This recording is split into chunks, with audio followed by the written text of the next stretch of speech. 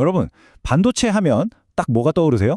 아마 대부분 삼성전자 아니면 뭐 최첨단 AI 칩 이런 거 생각하실 거예요. 그런데 오늘 우리가 할 얘기는요. 그런 화려한 주인공 얘기가 아닙니다. 아주 조용히 그런데 정말 꾸준하게 엄청난 돈을 벌어들이고 있는 한 숨은 강자에 대한 이야기입니다.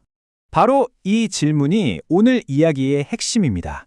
DB 하이텍이라는 회사인데요. 반도체 시장이 막 어렵다, 불황이다 이런 얘기가 나올 때도 혼자서 엄청난 수익을 내고 있거든요.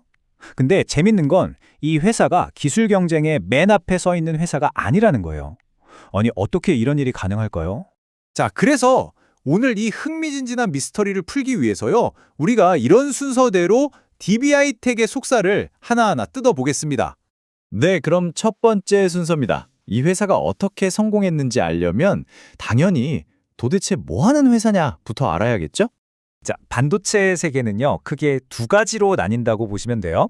하나는 정보를 저장하는 메모리 반도체, 그리고 다른 하나는 정보를 처리하고 계산하는, 그러니까 사람으로 치면 뇌의 역할을 하는 비메모리 반도체.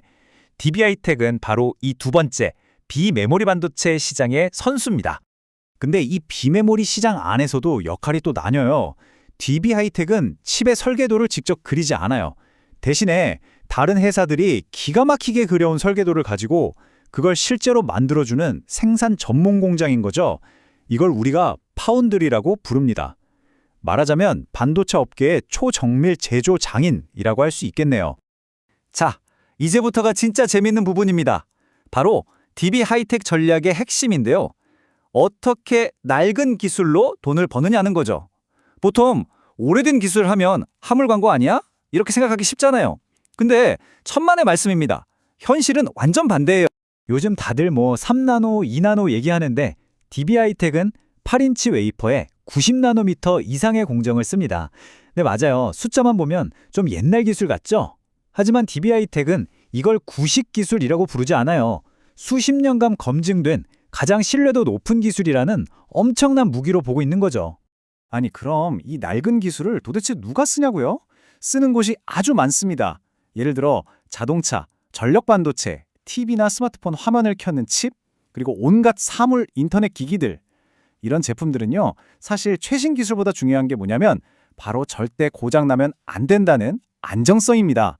바로 그 지점에서 DB하이텍이 빛을 발하는 거죠. 좋습니다. 그럼 이 비즈니스가 어떻게 그렇게 높은 이익을 내는지 그 돈 버는 비밀을 한번 파헤쳐 보겠습니다. 정답은 아주 간단한 데 있습니다. 바로 비용 구조예요. 이 그래프를 보시면 그냥 딱 감이 오실 거예요.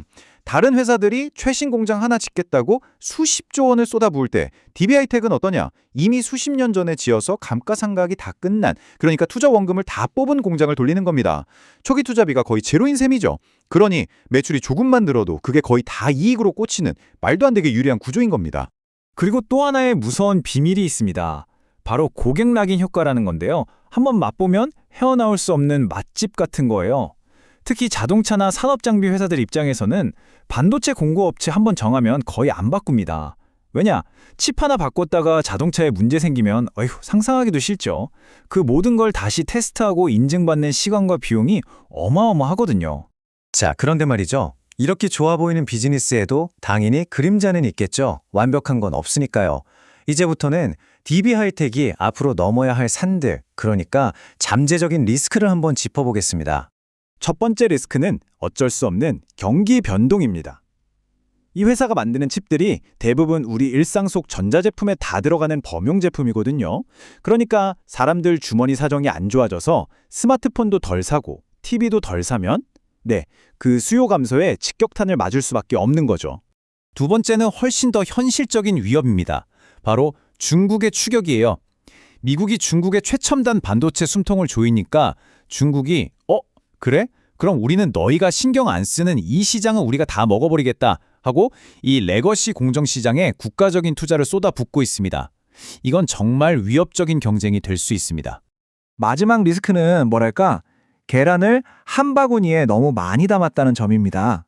특히 주력 고객이 디스플레이 산업 쪽에 좀 몰려 있거든요. 만약에 디스플레이 시장이 갑자기 확 꺾이면 DB하이텍도 같이 휘청거릴 수밖에 없는 그런 구조적인 약점을 안고 있는 거죠. 자, 리스크까지 다 봤습니다. 그럼 이제 다시 희망편으로 넘어가 볼까요? 이런 도전 과제들 속에서도 이 회사의 미래를 이끌어갈 새로운 성장 엔진은 과연 뭐가 있을까요? 기회는 크게 세 가지로 볼 수 있습니다. 첫째, 뭐니 해도 자동차입니다. 전기차, 자율주행차는 그냥 움직이는 전자제품이거든요. 들어가는 반도체 개수가 예전과는 비교도 안 되게 늘어나고 있어요. 둘째, 모든 전자기기의 심장 역할을 하는 전력관래 칩 시장은 꾸준히 성장할 수밖에 없고요. 그리고 마지막이 재밌는데 아무도 이 구식 공장을 더 짓지 않으려 한다는 거예요. 그럼 어떻게 될까요? 수요는 느는데 공급이 그대로면 당연히 제품 가격은 오르겠죠. 가만히 앉아서 돈을 더 버는 구조가 될 수도 있다는 겁니다. 자, 이제 거의 다 왔습니다. 좋은 점, 안 좋은 점 다 살펴봤는데 이걸 종합해보면 DB하이텍은 과연 어떤 성향의 투자자에게 딱 맞는 회사일까요?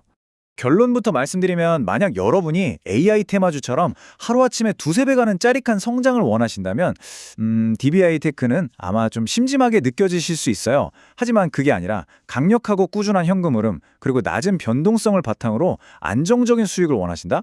그럼 딱 맞는 선택지가 될 수 있습니다. 한마디로 성장주라기보단 가치주에 훨씬 가깝죠. 결국 이 한 문장이 DB하이텍의 정체성을 가장 잘 보여주는 것 같아요.